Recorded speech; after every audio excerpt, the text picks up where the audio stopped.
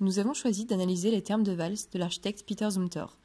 Le bâtiment est situé à l'est de la Suisse, dans la commune de Vals. L'édifice a été construit entre 1993 et 1996 dans l'objectif de restaurer l'activité thermale déjà présente dans la région depuis plus de 40 ans. Les thermes sont localisés à proximité de l'hôtel déjà existant. Ils sont situés à l'emplacement où jaillit la source, en partie enfouie sous la terre. Pour commencer, le bâtiment est composé d'une quinzaine de blocs parallélépipèdes au volume simple, tous différents les uns des autres. Chaque volume est couvert d'un toit plus large qui dépasse. L'ensemble est recouvert d'un toit végétal, composé de plusieurs dalles de béton et de pierre. Ces parallélépipèdes sont construits à l'aide de 60 000 dalles de gneiss de 1 mètre de long chacune, donnant au tout un aspect de monolithe poreux. Nous avons fait le choix d'étudier plus en détail l'un des blocs de ce bâtiment pour comprendre ses principes fondateurs. Le bâtiment est semi-enterré, ses fondations sont donc bâties dans la colline. L'édifice est composé de deux types de voiles, des voiles ou murs spatiaux et des voiles porteurs. Les murs spatiaux fragmentent les espaces de circulation, de déambulation. Les murs porteurs, quant à eux, portent la toiture plane en porte-à-faux, permettant la libre composition du plan. Ce concept de plan libre permet de consacrer la majorité des voiles au rôle de cloison et donc à la délimitation d'espaces de qualité. Par ailleurs, les murs porteurs sont traités de manière singulière en raison des lourdes charges qu'ils doivent supporter. Ces murs porteurs se déclinent en deux combinaisons. Dans la première, on place 2 couches de pierre de part et d'autre du béton.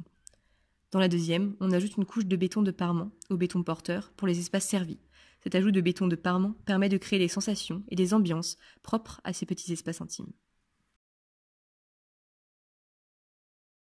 Lorsque l'on observe la partie haute de ces murs, on peut remarquer des interstices. Ceux-ci mesurent 8 cm de large et séparent les différentes dalles de toiture. On pourra souligner le double enjeu qu'engendre la présence de ces interstices. D'une part, ils servent de joints de dilatation, compte tenu des différences de température au sein même du bâtiment, ainsi qu'entre l'intérieur et l'extérieur de l'édifice. La matière est donc fortement sollicitée. D'autre part, ces interstices permettent d'apporter un éclairage zénital aux espaces sous la forme d'une raie de lumière. Ils permettent également de suggérer les jeux de toiture à l'intérieur du bâtiment. Revenons-en justement à la toiture. Les toitures présentes dans les thermes sont des dalles creuses végétalisées. La simple action du poids propre de la dalle provoquerait un effondrement de celle-ci ou une flexion. Ces efforts sont repris par les murs porteurs, d'où leur traitement singulier.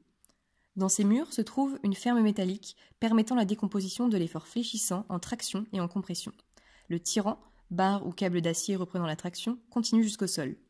De cette manière, le porte-à-faux est maintenu grâce à cette alliance tirant-mur porteur. Les thermes de Vals, de Peter Zumthor, est donc un ensemble architectural mobilisant des principes structuraux forts au service des intentions d'origine de l'architecte. D'un point de vue plus artistique, la bande dessinée L'aimant de Luca Harari permet de retranscrire graphiquement ces ambiances et atmosphères propres au bâtiment.